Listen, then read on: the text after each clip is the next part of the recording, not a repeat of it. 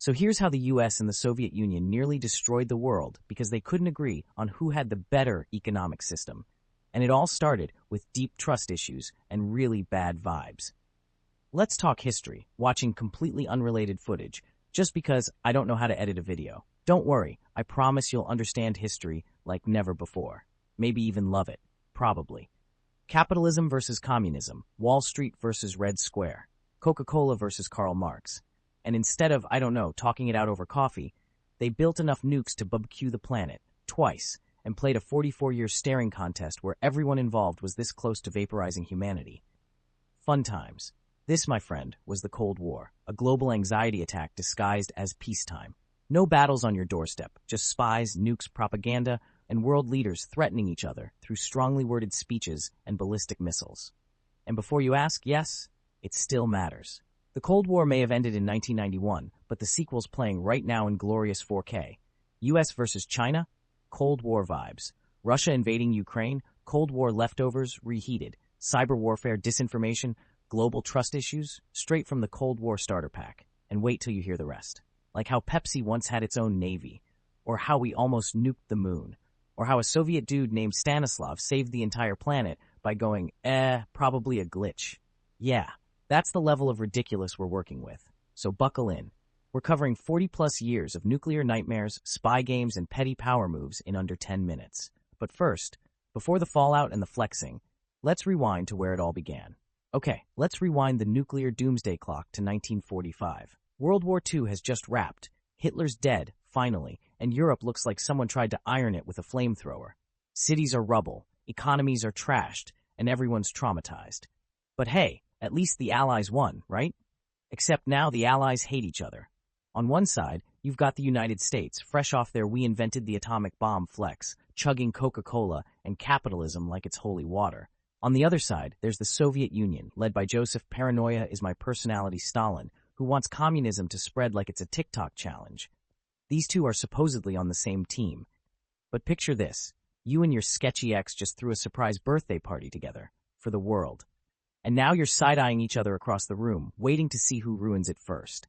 That's post-WWII geopolitics. Enter the Cold War. No battles, just vibes. Really hostile, radioactive vibes.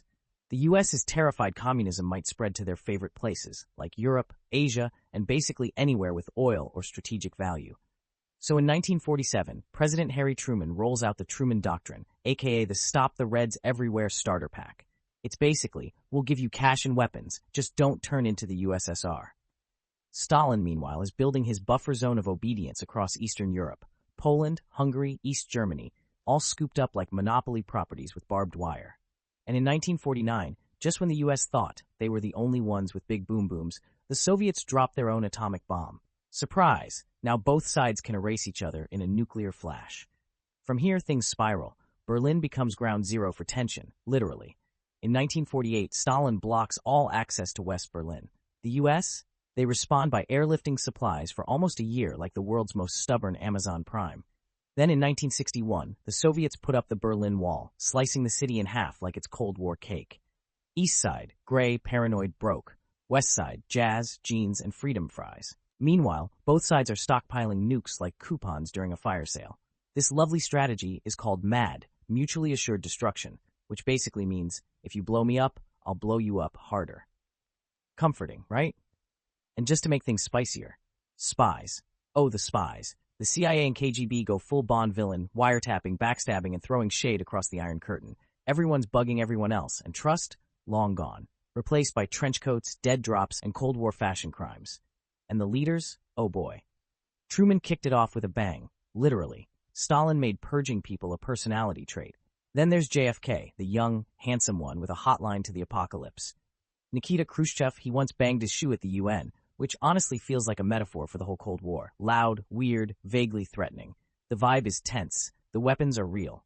The egos are enormous. And that's just the setup. Because next comes the real mess. The near misses, the proxy wars, the Cuban you-know-what, and the times we almost accidentally nuked the planet over bad radar or bruised pride. And that's where things started getting dangerous. Picture this. Berlin is splitting like your favorite streaming platform crashed mid-show. East versus West. Concrete barbed wire propaganda. In 1948, Stalin slams the door on West Berlin with a blockade. It's like he said, "Fine, go starve." And the US answered, "Fine, we'll airlift supplies for a year and call it Operation Babysitter." 11 months of planes dropping food and hope into the Cold War's most visible deadlock.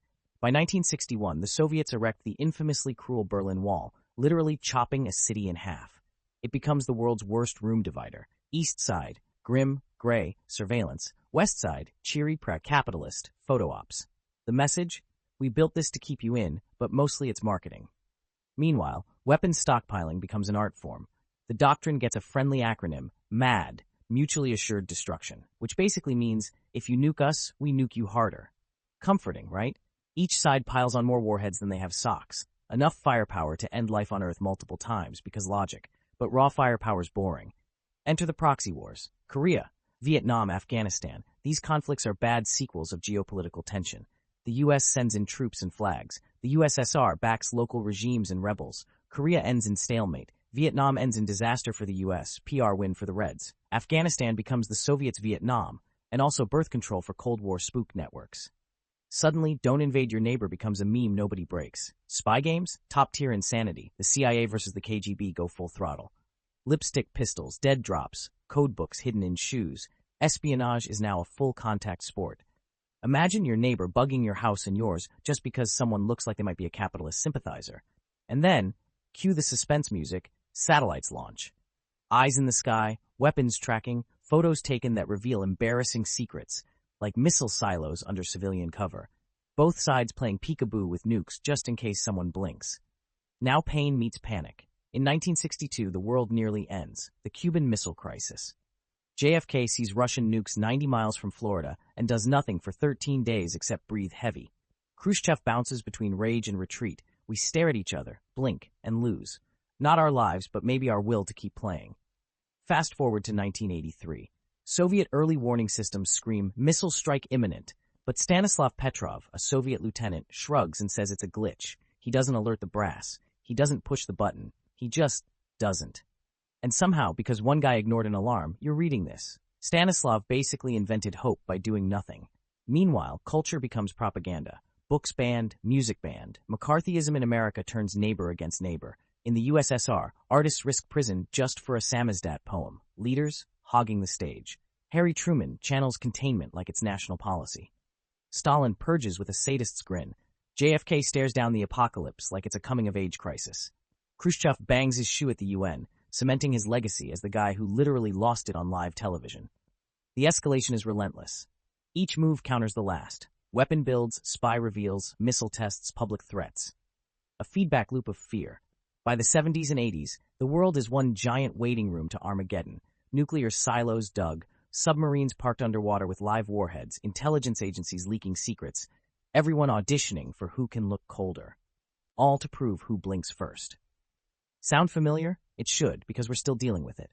So, the Cold War ended in 1991. Confetti fell. McDonald's opened in Moscow. The West popped champagne. The East popped into economic chaos. Everyone declared freedom wins and went back to watching reruns of Baywatch. But here's the part nobody teaches in school. The Cold War didn't die. It just slipped into something more comfortable. Cyber warfare, shadowy espionage, and 5G paranoia. It mutated. Like a geopolitical horror movie sequel no one asked for, but everyone's trapped inside. Let's talk NATO, the military alliance designed to contain the Soviets. Guess what? It didn't dissolve. It expanded, like aggressively, right up to Russia's doorstep. Lithuania, in. Poland, in. Ukraine, not officially in, but flirting hard. And if you're Russia, watching your old rivals build forts around your backyard, that's not exactly healing energy. That's how you get, a full-scale invasion of Ukraine in 2022? Yeah, still bleeding from it. Still paying for it. And nukes? Oh, we're swimming in them. The US and Russia still hoard thousands like they're Pokemon cards. Add in North Korea, Pakistan, India, Israel, allegedly. Wink. And you've got yourself a nice international game of who wants to accidentally end civilization. Spoiler. Everyone loses. Now, the space race didn't just give us moon landings and nerdy bragging rights. It gave us satellites, which gave us surveillance, which gave us your smartphone tracking your sleep, your steps, and that one thing you Googled at 3 a.m.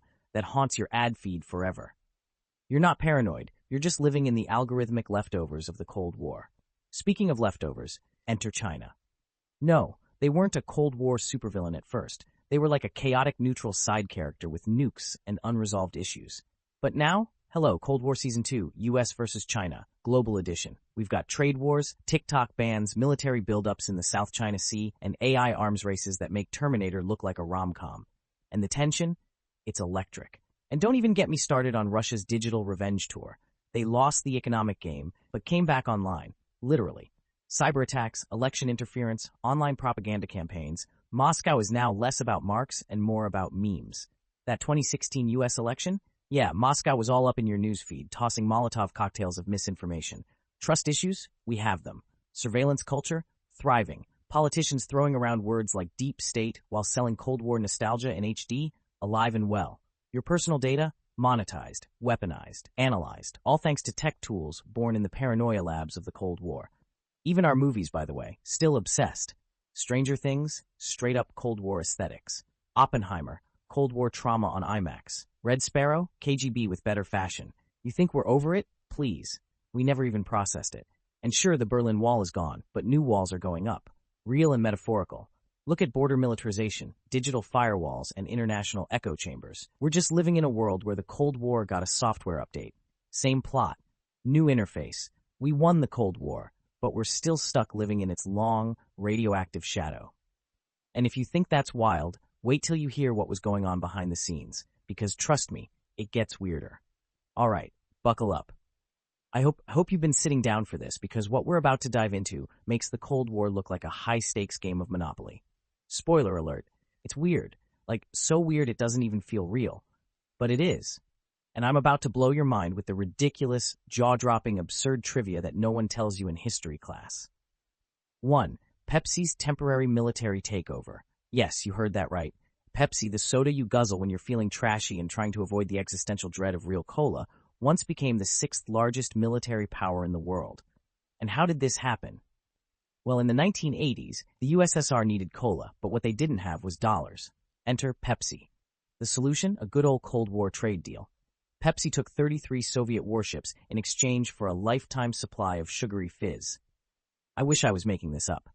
Pepsi actually owned a fleet of warships for a brief, glorious moment. The Soviets got their cola fix. Pepsi got submarines. I mean, who's laughing now? Pepsi didn't even have to do the hard work of starting a war. They just swiped a navy out from under Russia's nose. That's the real war on sugar. Nuking the moon, because why not? So here's the deal. The US, in a brilliant moment of let's just throw everything at the wall and see what sticks, had an idea that can only be described as the moon landing's unhinged cousin. Project A119. The plan? Nuke the moon. Why? Because according to the US Air Force, nuking the moon would be a massive flex to the Soviet Union. Oh, you think you're good at space? Let's see how you like a nuclear explosion on your celestial backyard. Yeah, this was seriously considered. There's even a proposal out there about how to make the moon glow brighter with a nuclear explosion. But then they thought, wait, maybe pissing off the only other superpower on the planet and causing an intergalactic incident isn't the best strategy. Honestly, I get it. Who wouldn't want to casually bomb the moon just to send a message? I mean, who are we kidding? This is basically the 1800s version of a drunk tweet. Hey guys, I'm just gonna nuke the moon. No biggie. Turns out, cooler heads prevailed. Sigh of relief. Thanks, Carl Sagan. Spy condoms. You read that correctly. Okay, so the CIA, the kingpins of paranoia and questionable decisions, thought they'd try a new tactic in the psychological warfare department. Introducing the medium condom drop. In the 1950s, the CIA, not content with just bugging your house, decided to drop medium condoms into East Germany. Why? To mess with Soviet morale. They were labeled medium, for the psychological impact. You're not big enough to handle us, comrade. But here's the kicker. The CIA, in all its infinite wisdom, made these condoms extra large, just in case the Soviets weren't already feeling emasculated enough. So yeah, the Cold War wasn't all about missile crises or spies in trench coats. Sometimes it was about war on your ego. Forget the Berlin Wall. This was the true barrier to peace. Petrov, the Soviet hero who saved the world, by doing absolutely nothing. Let's get serious for a second, though. While the Cold War is remembered for all its chaos, thankfully there was a hero who didn't let it go too far. In 1983, Soviet officer Stanislav Petrov was sitting at his desk, doing the whole checking missile launch reports thing, when he saw the unthinkable, a missile alert from the US. The Soviet protocol was clear. If there was a missile alert, you launch. Immediately. But Petrov? He shrugged. Thought it was a glitch. A glitch. Not even a second thought. Just shrugged, rolled with it, and went back to his boring office life.